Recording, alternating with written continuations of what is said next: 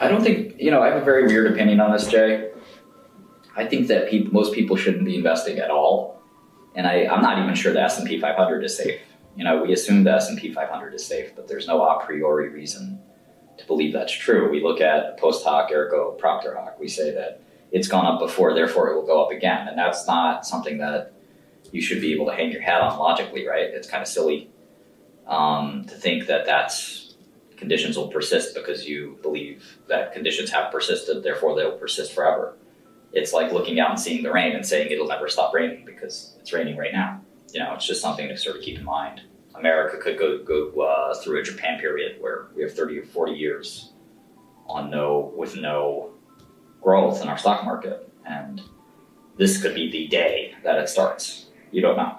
So I think, there's a lot of issues there, with that assumption. If you can spend all your days kind of investing in a space that you understand really well, you can certainly try investing. But even then, people who can spend all their time investing, even of those people, only a few % of them will end up being good investors. So it's a very, very, very difficult thing to do. And this isn't a theoretical, unlikely exercise. I see somebody said it's like a meteor hitting the earth. No, not even close. In fact, of the last 30 years that I've been watching the markets, many countries have gone bankrupt, currencies have had to be restated, and huge market leaders, superpowers have become irrelevant. So don't just assume the S&P 500 will go up forever. I think that's crazy. You can short stocks, you can short indices, you can hedge currencies globally. The very wealthy people I know, they don't make big bets on the US. Certainly some of them do. But a lot of them have geographical diversification, country diversifications. And they don't all have beta. You don't want beta. You want some inflation protection, that's for sure. But you don't need stocks to get that. I don't know. I think shorting is not for everybody, that's for sure. I don't think the stock market and IQ will help you too much in the stock market. It might help a little bit, but you need a lot of self-awareness and emotional self-control in the stock market. I definitely think a hard work ethic. Stock market requires a lot of patience, which is emotional self-control, but also a lot of hard work. You really have to be willing and excited to pour over every stock, which a lot of people don't have that kind of reverse ADHD. So if you have ADHD, that's not good in the stock market because you're like a buzzing bee, constantly buzzing to the next stock and the next stock and the next stock. But you never focus enough to complete that one stock often. So you want some shortcut. But you need both like curiosity and then also determination to see the project through. You have to be a little bit stubborn sometimes in the stock market. No nootropics, no Adderall, no. You're either naturally smart or you're not. I don't think there's a way to artificially create intelligence. Yeah, there's just no such thing as nootropic either. If you look at some of the studies, there was a study of chess players taking Adderall and modafinil, and neither helped them. You're either smart or you're not. If you're smart, you don't need a nootropic. You should be happy that you're won a little bit of a genetic lottery there. If you're not so smart, nothing's going to change it. You maybe can make up for that in charisma, poise, so many other factors. Intelligence is just one small one. Maybe 10% of success, not 100%. If intelligence was 100% of success, we would have a lot of very wealthy professors and things like that. There's no such thing as nootropic at all, in my opinion. It's very hard to intervene in the mental brain cognitive function process. People want to distill complex processes into very simple abstractions, but it's often impossible. It's very much impossible when you don't understand the complex process. Intelligence and concentration are somewhat correlated or whatever related, but I actually think they're not really related. Executive function is one way, I guess, to look at it, but probably the best way to look at it is, can you solve a difficult logical problem? Concentrating on it will often help you be able to solve that problem, but a lot of times it's whether it's within your reasoning ability. If you can't reason around the problem and it just befuddles you, or you think you have the answer but completely wrong answer, that's the question. Concentration is important.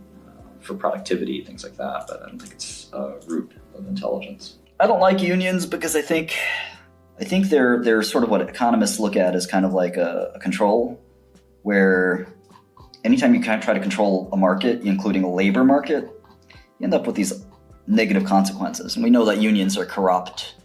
Unions don't really achieve what they're going for. In an economy that relies less and less on labor, I just don't know that, we need a union. We need unions at all. Sizing, entry, exit, those are all tough questions. Lifetime of experience. And quite frankly, I'm just not that very good at it. I mean, I try to have equal weight positions.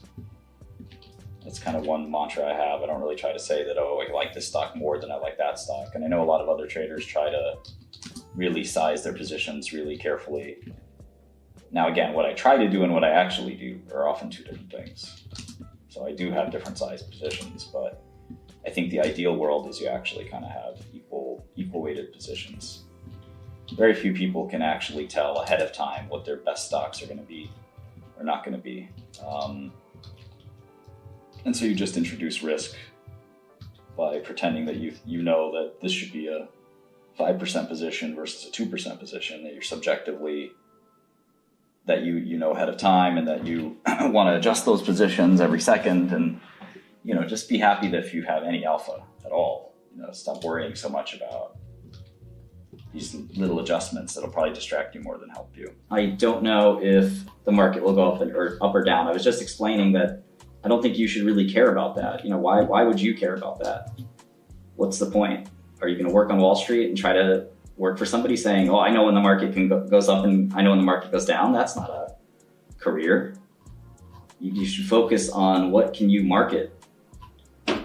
If you become the expert in semiconductor stocks, someone will want to hire you. And maybe you can make money, in semiconductors. But you certainly are not going to convince anybody that you know when the market's going to go up and down because you study inflation and you know more about inflation than anybody else. I mean, there's nothing wrong with pursuing a degree in economics, but I don't think that's what's going to get you there. Yeah, I mean, most people are just gambling when it comes to the macro. I'm highly leveraged, aka I'm gambling. Macro will affect all of your industries equally, so you don't really have to follow the macro. If you worked at a hedge fund and you start talking about CPI, people would laugh at you. Unless you're a macro trader, that has spent your whole life on macro trading, then you don't have to worry about it at all. Well, the context is important. Wall Street analysts don't really care about automation. They're not trying to do that. They're not quant investors. Wall Street analysts aren't trying to automate their models because they need to make their models to understand them, not to automate them. It's just a misunderstanding of what the goal is. The goal isn't efficiency. The goal is understanding. So if you're telling me I should automate something, but you don't know enough about Wall Street to realize that there's sort of two schools of Wall Street. There's fundamental analysts that don't automate, don't care to automate, don't want to automate. And there's quantitative analysts who spend a lot of time automating. And they're just two separate branches. One never uses that kind of stuff.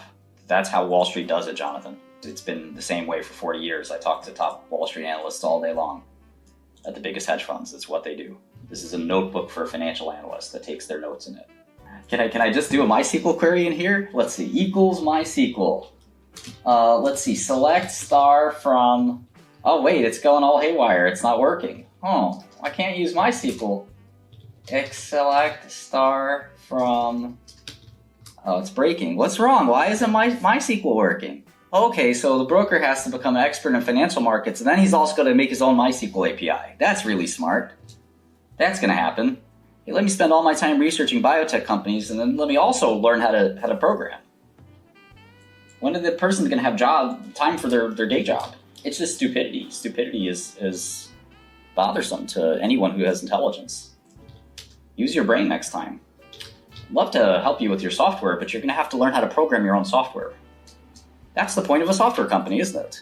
To provide a software product so that the end user doesn't have to make their own software product. Quarterly numbers are not available in this style and format, and you can't make your own forecasts on those websites, Weiwei-Chan. So this is what basic job in finance is called, an analyst job. So anybody on Wall Street who has seen this knows what I'm doing. If you're not from Wall Street, this might look confusing to you, but that is what half of Wall Street just spends all their time doing, is looking at financial analysis. And this is typically how you do it. All my friends at Citadel and Millennium and Point72 and all the top investment firms, even Warren Buffett does it. So nothing unusual here. I'm not showing you some of the due diligence checking channels and things like that, but this is at least the first, what I would do at a hedge fund if it was my first look at a company for a few hours. But I'd like to talk to management. I'd like to call some of their customers, interview. A lot of it's people skills, talking to people, talking to former employees. How'd you like working at Texas Instruments? What'd you think was really interesting? Don't tell me any insider information, but what's a new opportunity for Texas Instruments? So it's hard to memorize how many shares outstanding a company has. But if you're really lit, you really know investing, all the companies in your portfolio, how many shares outstanding they have. That's when you're on top of things. I used to say that some people can tell you the batting average of every New York Yankees player. I can tell you the S&P 500 earnings estimates for every S&P 500 constituent. That's what I used to say to mic drop interviews and stuff like that. I strongly encourage everyone to sort of ignore their own personal experiences with these stocks. I know there was this big meme when I was a kid. I actually remember quite vividly reading One Up on Wall Street by Peter Lynch in around probably April or May of 2000. I was living with my parents at the time and wanted to be a stock market genius, and I read about Peter Lynch's advice that you can go to the mall, your local mall, and sort of see what stocks are doing the best by seeing who's selling the most product and stuff like that in your own mall. Now that's nonsense. I really think there's no benefit to doing that. Investing is a lot more sophisticated than that. There's no doubt that obviously there's some feedback you can get, but the stock market knows this kind of stuff. The stock market knows if a company's business is doing well. Maybe things were a little different in the Magellan days. And I don't want to take anything away from Peter Lynch, who did very well. But, the world's changed quite a bit since then, and I really wouldn't endorse that approach. Investing is about buying something for the right price. That's something that I try to stress to everybody. There are good companies, there are bad companies, but in a lot of ways, that's not that relevant to the investor. The investor buys at a good price. There's some great companies like Apple where there's just not a price that, you would ever want to use that price as your purchase price. And there's some terrible companies that, you'd want to buy at the right price. I'm talking a lot like a value investor. Of course, in the long run, growth tends to obscure the utility of price and price discipline. For example, if you really were convinced that Apple was a great company 10 years ago or 15 or 20 years ago, it would have been a great call no matter what price you paid. But that requires a really unbelievable ability to see the future. And often that's fairly stochastic. And you can do just fine without shorting, but you probably are making a beta bet that you may feel comfortable with. Warren Buffett, it's funny, Warren Buffett's like, oh, you got to bet on America. America's great. Okay, that's fine. He's maybe more qualified than I am to make that call because I don't know. I have no clue if America is going to keep outperforming, right? I don't know how to even think about that question. I haven't done what Ray Dalio's done. If you want to read Ray Dalio's work on this stuff, what makes a country great? Right? What makes a country sustainable? And he did a lot of work on what happened in Japan, what happened in Germany, what happened in all these other countries, in China especially, and how these countries shifted. That is the question that I really don't know the answer to. And I don't know if Warren Buffett is all cap, as the kids are saying these days, or he really knows what he's talking about, because I love Warren Buffett, my hero. But, he's also not the world's expert on everything. I know that's a little sacrilegious for some people to say, but I'm the biggest Warren Buffett fan there is. and I don't think that he knows everything. Michael, good question. I would look at recurring revenue. Not, and obviously in that business, recurring revenue kind of doesn't exist, right? So I guess the way I would try to think about it is, is there a dependable business? Does the franchise depend on a single banker or something like that? Of course, I'd sort of be analyzing whether or not, there's sort of a franchise brand name that'll bring revenue without any specific banker. If there's a specific banker that is bringing in all the business, it's worth a lot less. If it's a diverse group and it's got a good brand name in a special sector or whatever, then that's obviously a good thing. So I would focus on EBITDA for sure, not so much revenue. If it's not a profitable business, then I'd be pretty concerned, unless you had a special way to make it profitable. And I would look at several years of revenue and EBITDA, preferably at least 5 years. Buying small businesses is usually tricky unless, there's some really good margins. And most of the time, investment banking doesn't have good margins, because it's very much a function of the bankers, and they command quite a bit of the business, and they can take their business elsewhere, obviously. But if there's dependable margins, dependable business, 3 million in revenue, can you get 300K to 600K EBITDA? Possibly. Is that, would I pay 3 times EBITDA, 2-3 times EBITDA for that? Yeah. Remember, there's no growth in this business either, and it's a bit cyclical too. So keep all that in mind. There's some cyclicality in banking. Depends on the kind of banking. Is it M&A? Is it placements? There's a bunch of stuff like that. So lots of questions there, but hopefully that gives you a little bit of insight. But I think I wouldn't buy it unless there's clear profitability and there was no risk that your purchase would result in a banker leaving or some of the economics changing or something like that, which with a lot of these acquisitions will often happen. 90% margins, that's crazy. 90% margins sounds too good to be true. You'd have to find a way to incentivize the bankers to stay. Some kind of contractual deal, or you cut them into the business a little bit more. If they're the major shareholders right now, then I'd be very careful about buying the business, because those relationships may disappear. But, if you want some more advice, you could just message me. Sounds like an interesting situation. Be happy to advise you. Steve Cohen or Stan Druckenmiller? Oh man, I don't know. You're talking about two very rich guys that have been very good at the stock market. I'd say Steve Cohen's probably had more of an impact on Wall Street. Druckenmiller certainly is an incredible investor. But, Steve Cohen sort of had a kind of a bigger business environment. Duquesne and Point State. I guess Point State wasn't really Stan anyway. But point is, Cohen's sort of empire on Wall Street is always sort of bigger than Druckenmiller's, if that makes sense. So his footprint was kind of bigger. Not that that's the be-all end-all. Steve Cohen was generally kind of vaguely accused of insider trading by a lot of people. It never really stuck in any particular way. You also have to think about the era that Steve grew up in. Wall Street was rife with insider trading. Information arbitrage, quote unquote, was very, very popular. It's a lot less popular now. But back in the day, it was all about what information you had. That's changed a lot. People are no longer scrambling for secret information, primarily because it's kind of illegal to do so, but also because it doesn't seem to work that great. Companies' results can change quickly, and if you want to build a scalable enterprise, you can't try to be on top of every single stock and every single market, and you're in and out as soon as the conditions of that company's earnings change. That's not really a great way to invest. Warren Buffett doesn't invest that way, for example.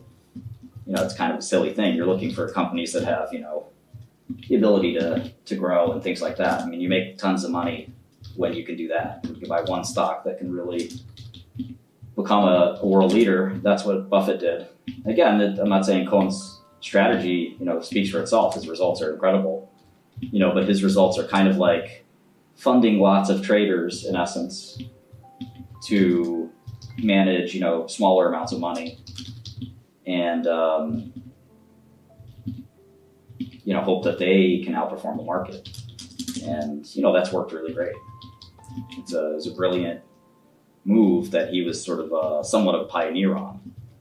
The whole pod shop is kind of the way some people say it, but giving a portfolio to different analysts, like for example, in this chat, I would give Ergo44 $200 million to trade biotech, and I would give Like Smasher $500 million to trade tech. And I would give Matt $1 billion to trade consumer, and whoever did the best, I would give them more money, and whoever did the least, I would did the poorest, I would say, I would take money out of their accounts and fire them. So that's kind of the way Steve Cohen works. And then I give Sheepe, big homie Sheepe, I give him 10% no matter what. He gets a taste off the rip. That's Orion. Is accounting a good degree to have? Yeah, I think accounting is a really good degree to have, to be honest. It's a very nice paying, stable job. You learn a lot about business. You get to sort of have a passenger side. What do they call the front seat in the car? Passenger side, passenger seat. You're not in the driver's seat, but you're in the passenger seat of a lot of exciting things. How much do I make monthly right now? What a weird question. You just send me your email. I'll send you my bank account information. Yeah, most entrepreneurs don't make too much money until they sell their company. I've never had a substantial salary in my whole life. I didn't make any money, any salary running touring. VC, breaking into hedge funds. Hedge funds are weird. I mean, just make sure you focus on your network, I guess. That's kind of what I would say. Hedge funds are, it's definitely an insular business, and you've got to crack into those people. Now, that has nothing to do with succeeding as a hedge fund analyst. It's a whole other story. That's very, very, very hard to do. It's doable. It's a very tough job. Being a star analyst in hedge funds is very hard to pull off. You're only as good as your last pick. Any one pick can get you fired. It's a very tough industry. I do think PE is more chill. There's just as much money, if not more money. Although I could see the PE guys, like the bosses, being very stingy on the bonuses. In hedge funds, you can actually make a lot of money as an analyst or as a PM. And PE, I could definitely see the bosses stiffing you. It's like, team effort. I told you to buy that stock. The stock went up. I want my 20%. At least give me 10%. Give me a pat on the back. Here's your $200,000 bonus, son. One day you might be promoted to managing director, junior partner. Man, I want 10% off the top. Y'all made 100 mil? Write me that check for 10 mil. That's it. I ain't trying to be greedy. I should get all 20 mil. Incentive fee for real. I'll split the incentive fee with you 50-50. That means 10 for me. Jake, med school's important to stick through. I mean, I have a lot of friends in hedge funds who got their MD and they went straight into hedge funds. So there's no reason why you have to finish med school and then become a doctor. You don't necessarily have to do that. Medical degree is very valuable regardless. Well, one of my friends is, I don't know if he's a billionaire, but if he's not a billionaire, he's pretty close. He got a medical degree, then went to Wall Street and did really well. Obviously, his story is unique. He never practiced medicine. He just went straight to Wall Street, and then he became a hedge fund manager. Not everybody can do that, obviously. He's a one-of-a-kind guy in general.